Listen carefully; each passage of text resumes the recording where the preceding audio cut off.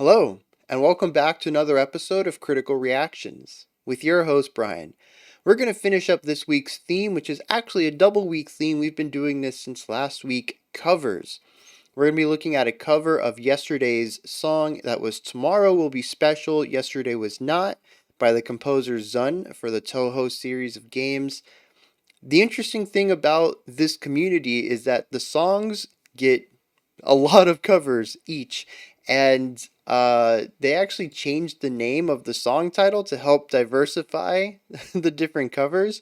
So while that one had a rather lengthy title to it, this one's just called God Voice. And the group or person, whoever created this cover, goes by 5150. Let's dive into it and see what's going on.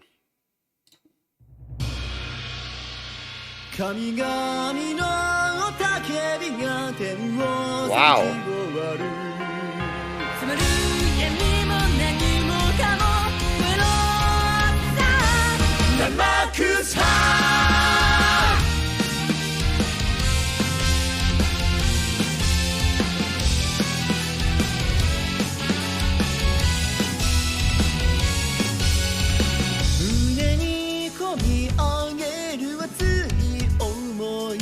Yeah, so the lead melody lines that were in the lead synth are now being done by vocals.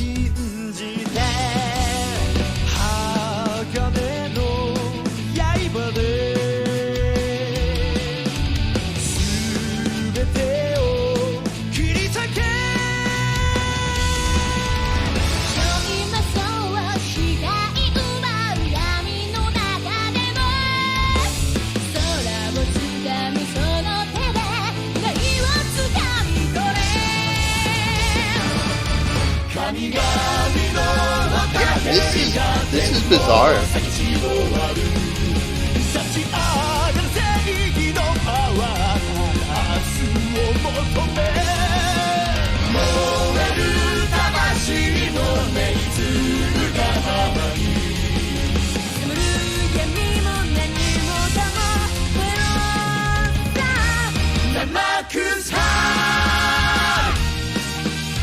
I will say that it doesn't have that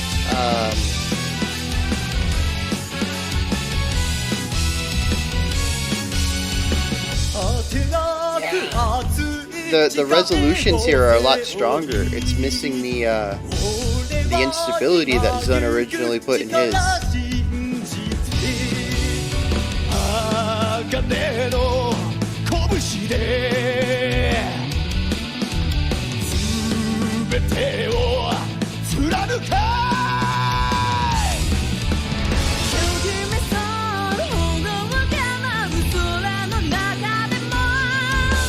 And the timbre has drastically changed the vibe of the song.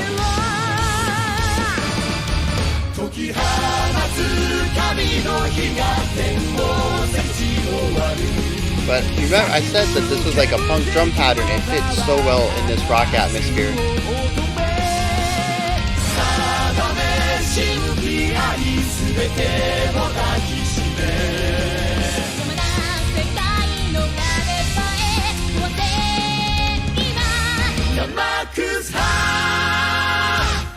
Dude, you heard the high note?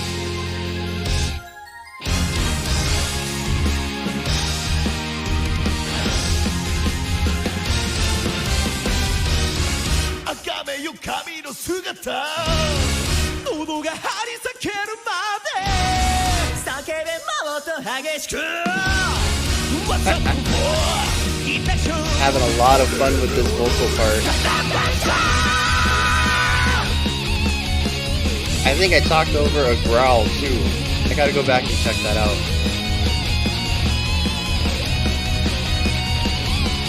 Like 325.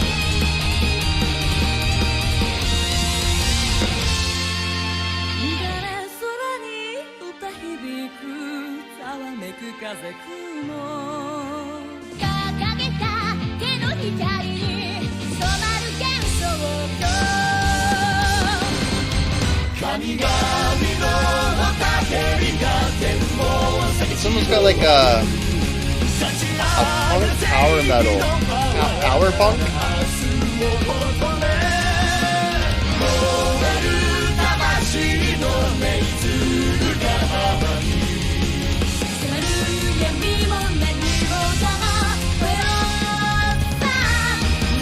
'Cause high.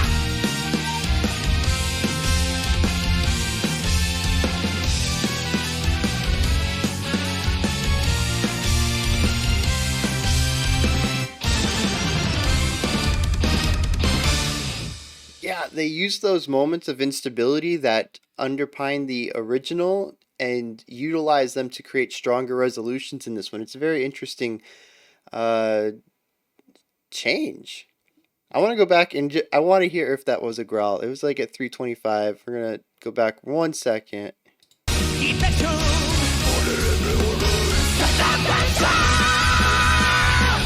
Yeah, a growl into a belt. It's getting a nice like hair, not hair metal, I guess just metal, like a nice metal belt, getting that high like mixed chest and head voice with that heavy vibrato. Yeah. All right. So yeah, this is something.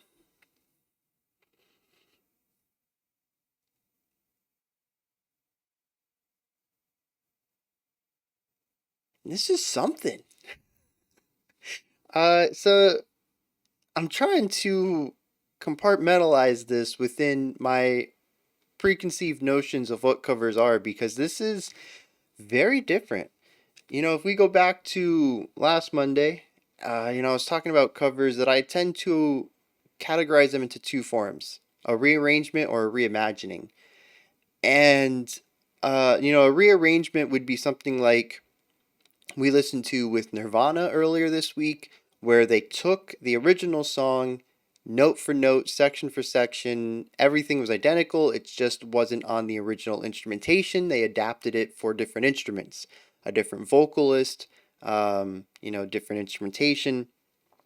That's an arrangement. That's a classical term. Arrangements happen all the time in classical music and jazz music, actually. And honestly, it happens in a lot of music. It is what most covers are. They take the song, one to one, convert it over to whatever their instrumentation is. A reimagining is when you take the song and say, what does this mean to me? What can I add to it? And make it your own. And that would be something like Tori Amos's Raining Blood that we listened to last week, where she just drastically changed everything about it except the lyrics. Then we have interesting things that allow us to see this more of a spectrum where you can have varying degrees of either side. When we look at what the Faceless did to Depeche Mode's Kill the Disease, is that what it said? I think that was the name of the song. Anyways, there was a lot of reimagined elements to it, writing brand new parts, but they also utilized a lot of elements from the original to sort of find a way to do both, put their own spin on it while also paying homage and respect to the original. This is certainly somewhere closer to the Faceless's version, but yeah, the weird thing is that musically it's a rearrangement. I don't think there were many parts in here other than the bridge. I think the bridge was brand new, although I also think it was an adaptation, a variation of another section we saw. I don't think it was 100% new music. Everything in here is based off of the original. That's a rearrangement. It took the electronic timbres and converted them to a rock band with like 3 or 4 vocalists, and called it a day.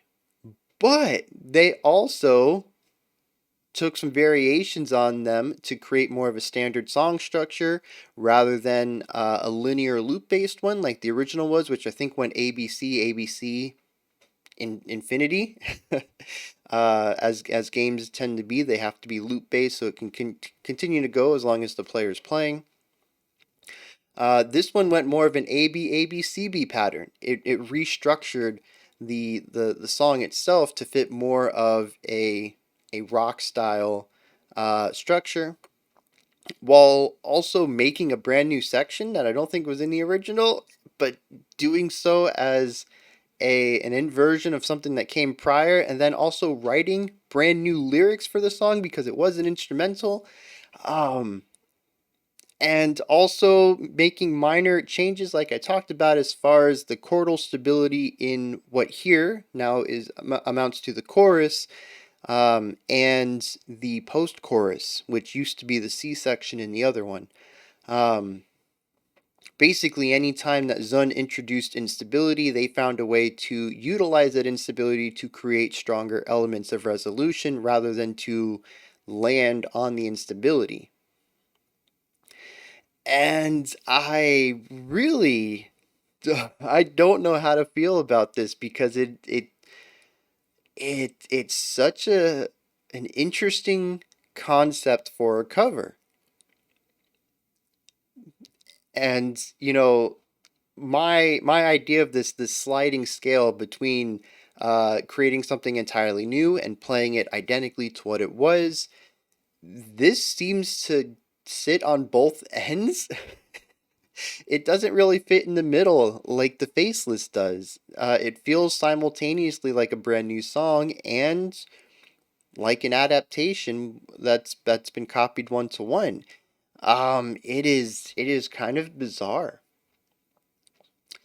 and I really appreciate it for that. It makes me really want to dig into these Toho covers just to see how they're adapting the music, especially some of the more out there adaptations, or maybe some of the more uh, liberal adaptations, taking the original source material and kind of pushing it new directions.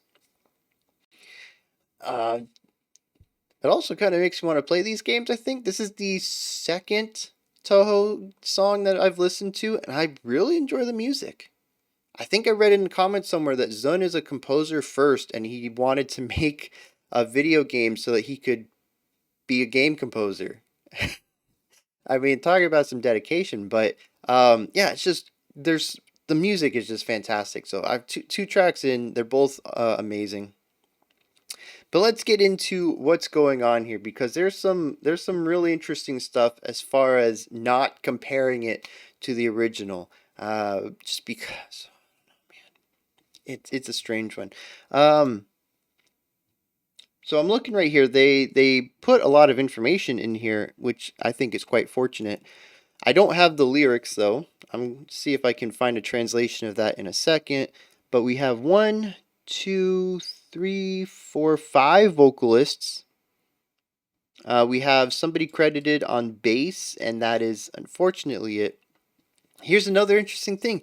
The original title and their title. I just think that's so interesting, at least to me, that this community is so large, that the cover aspect of the community, of the Soho community, have to name their songs differently so they can tell them apart. But also, I mean, it's just a very different song altogether. So, all right, I said we weren't going to compare them. I'm still going to compare them because I think that's it's a really interesting thing to look at what's been changed alongside some of the cool things that they've added. So first of all, that whimsical forest vibe is gone, and I think a lot of that comes down to the timbre and instrumentation. I don't know if anybody else felt foresty about the original, but I got that because it's very similar in timbre to other forest soundtracks, forest themes to other games. I had mentioned Kirby and Zelda. Um, but here, without that synth electronic timbre going on, it comes down to more of a rock vibe, and yeah, that whimsical aspect is gone. I didn't realize how much of that I was perceiving from the timbre itself, the sounds of the instruments, rather than what they were playing. What they were playing was also important, but the sounds were also triggering, flags in my brain, telling me, hey, we've heard something like this before, forests, but it wasn't all forests. It's digital recreations of forests and a similar strand of song styles that get attributed to them. And this actually happens in a lot of things. Take, for instance, a lot of water-based themes are waltzes. And I haven't looked into why, but the earliest one I can remember is the soundtrack for the first Mario Brothers game, which I think Koji Kondo is he the composer for the first Mario game? I know he's done a lot of Nintendo soundtracks. I don't remember if he did the first one. Anyways, it was a waltz, and since then, water levels have just been kind of waltzy. The waltz is kind of attributed to it, and that's just something that happened. And the same thing I think is happening here, where I'm getting foresty vibes because similar sounds to this have been used in forest areas before in video game soundtracks. And being that this is a video game soundtrack, it has the sounds of those areas. It's tying together a bunch of nodes in my brain, connecting these things and saying, "Hey, we've heard something similar to this before." Um, so it's really interesting when one of those nodes gets replaced. The timbre's not the same anymore. This is a rock song. My brain does not say, "Hey, this sounds whimsical. This sounds foresty." It doesn't do that anymore. It kind of lost that. But I think another thing is also the energy and the delivery. When we listen to the vocals, they don't have too much whimsy and adventure to them. This is a bit more of an aggressive song. Two of the vocalists that you at least go into more of a, they add extra compression on their vocal delivery, and it completely changes the color of that melody line that we originally had in the synth tone from Zun's original composition. And that little change, putting that extra aggression into that melody line, changes how it feels. This song no longer feels whimsical. It is interesting. But I don't know what the song means anymore. And this is something I talked about a little bit in my Johnny Cash video, is that I tend to enjoy covers that either understand what the original was going for or find a different view of what the original was saying, maybe a different perspective, and going in on that.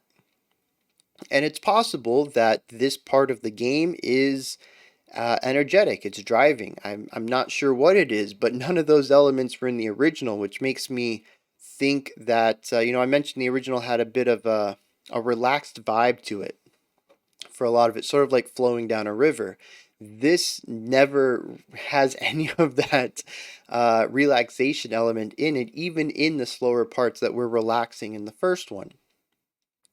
This is something that I would see as a variation of a theme if the composer wanted to use a similar melody line, maybe because there's a thematic tie between two elements, but one section maybe you visit and it's calm, and then maybe this area is under attack, so then you would use this as a more intense, more aggressive version of that theme.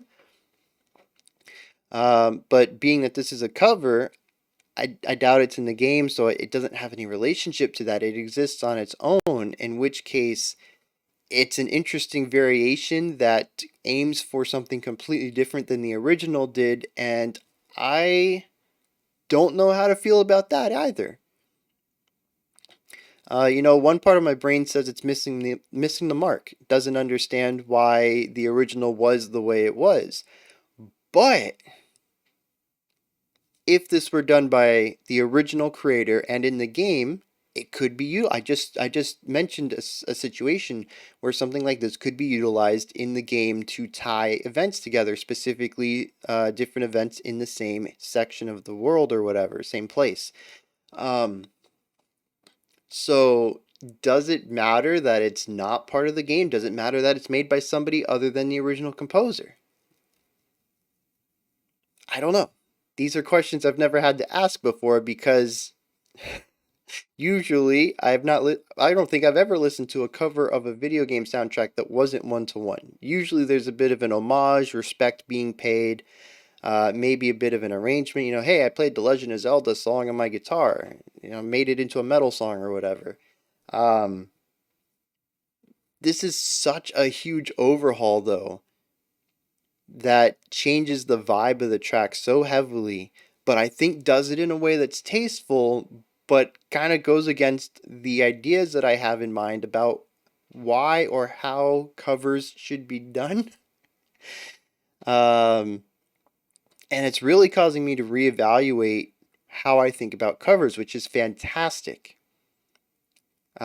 Static thoughts is easily one of the worst things that can happen if you're not evolving, if you're not changing the way you think, or at least being presented with new information with the opportunity to change. I mean, if the new information is garbage, obviously don't change your mind just for the sake of it. But yeah, opportunities like this are fantastic, and we should approach and seek them out every day to help us gain, a more a fuller type of worldview, a fuller understanding of the things around us, including media, art, music. Um, so yeah, this song has me asking myself a lot of questions. I do want to get into.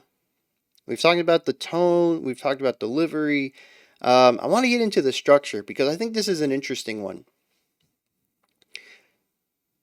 The original song, like I mentioned, was looping on a static natures ABC, ABC, ABC, just run through all the sections and then repeat them until the level is over.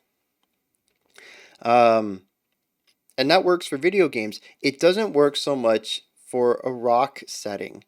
I mean, I suppose it could do ABC, ABC, and have a fade out on the second C. That would work. They agree with me, though, at least on a gut level, that it doesn't work as well. Right? You can definitely pull it off, but it won't work.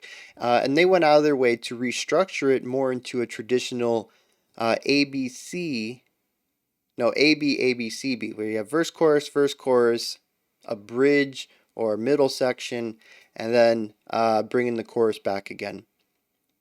And I really like this bridge section because I don't recognize the melody. This is the one where we were getting the vocalist just passing off a melody line, and where the growl came in, and then that really nice 4-layer chord with that nice belt on top of it. Yeah, I don't recognize that section from the previous one. Maybe it was there and I missed it, or maybe I just don't remember. I mean, I did listen to it yesterday. It's been 24 hours. But I don't recognize that section. However, there are elements of it that are familiar and make me think about other sections of the song. So it makes me think that they've done something that I absolutely love. I will continue to praise this praise this tool in the composer's toolbox every chance I get. And it's variation, taking something that's already written and recontextualizing it. Sometimes that means just taking it verbatim and putting it in a new section. You take the guitar part from part A and you put it with the drums and bass from part B, and now you have a brand new section without writing any new music. It is a beautiful way to not only tie together your song thematically to make everything feel like it fits, but also to create new sections with the least amount of work possible. And honestly, some people might call it lazy. I call it working smart. So what it sounds like to me is that they're taking some parts from A and B and bringing them into this new section, while also possibly inverting them in some way or another. They feel familiar, but they're not identical. So it could be something as simple as a key change, or raising all the notes up a third or a fifth or whatever. It could be taking the line and just reversing it, playing the notes backwards, or flipping it upside down. So, looking at the treble clef, your Fs on the bottom, when they get flipped up, they're going to be in the top open space. That's going to be your E. So, yeah, it just you can flip music or reutilize it, reverse it, flip it, spin it, all sorts of stuff. You can chop it up and then, do different sections different ways. There's a lot of interesting things you can do to make writing music easier while retaining a similar feel throughout. And I think that's what's happening here. Without having the sheet music in front of me, I couldn't be exact about it, but there's a lot of familiar aspects in it without it feeling like completely reused, copy pasted idea. So, yeah, it's a really smart way to go about it because it continues to have ties to the original while it's still being a new section that they need so that they can create this vibe of a rock song rather than a linear soundtrack track. So yeah, this is just this is a really interesting cover that I think is done masterfully. Not to mention the lyrics. I don't know what the lyrics are about, but they've added lyrics. And that to me is huge. That means that the song and possibly the event in the game that it's tied to meant something so much to these people that, it wasn't just the music wasn't enough to cover. They needed to put into words what's happening or how it made them feel or whatever's going on here. Um, and I'm really curious how well done the lyrics are and how close they are to probably telling the events of what's going on here or providing some sort of uh, adventurous, let's go win the day kind of vibe. Um, yeah, but they did it. They added lyrics and they work. And I love that they used the melody synth from the original for this section and didn't just use one vocal. They used four vocalists. Also, power punk, right? Right, power metal's vibe with the punk energy. That's something that needs to happen more often. um, but yeah, and I think the last thing I want to say, I think I said it earlier. I'm glad I wasn't the only one who felt those punk drum patterns in the original and was thinking, yeah, that's punk, right? 100%. Yeah, these guys felt that too. They made a punk song out of it. Oh, I suppose that's one last thing I should talk about. Just a little bit of praise for them for taking what was a single section of the original that felt punkish and bringing that feeling to the entirety of the song without the song losing its identity. I mentioned the original track had moments of relaxation and calm throughout, and this one didn't, but it still feels like the original. I could still hear the runs, the chord progression, the melody lines, everything was still there. They just adapted that punk speed and attitude to the entire track, and it works so well. It really does. I'm kind of blown away by this. This is not anything I would have expected for a cover. Whether we were doing covers week or I just landed upon this. Um, like I said, it kind of goes against a lot of my preconceived notions of how to approach and how to talk about and how to think about covers. And I'm really happy to have this opportunity to reevaluate my thoughts on covers. All right, this is where you guys come in. I feel like I've talked about this one long enough. What do you think of this? Did you enjoy it or not? Anything stand out to you that maybe I missed? How do you feel about a cover that changes the vibe and tone while also adding lyrics that weren't there originally? Um, yeah, this is just such an interesting case for covers. I never would have thought of anything like this. Um, When you're done commenting, head up to the description box. In there is a link for Linktree. It'll take you to this menu right here. Fantastic resource for everything related to me and the channel. You can support the channel through Patreon while also getting the ability to vote on future themes and songs. You can buy some merch. You can follow me on Twitter. You can join the Discord community. You can do a bunch of stuff. I don't know. Go check it out. There's a lot of links in there. I can't talk about them all. Above the description box if you could. Like, subscribe, and ring the bell. That is it for this thing. In 15 seconds, the next video comes out. It's our creator request. That is when a band gets in contact with me, usually a smaller band, and ask me to look at their music. It's usually a fantastic place to learn about new and upcoming bands, and we've actually had a lot of success with hearing some fantastic stuff. Uh, for anyone curious, maybe you don't know about Creator Request or something, two of my top 10 albums last year came from small bands. Uh, I think they were both first time releases too. That I checked out their song and went and bought their music just because it was that good. So, yeah, definitely tune into that if you're interested in finding new stuff. All right, until next time, remember to be critical, not cynical of the music you listen to, and have a fantastic morning, afternoon, or evening whenever you choose to watch my videos.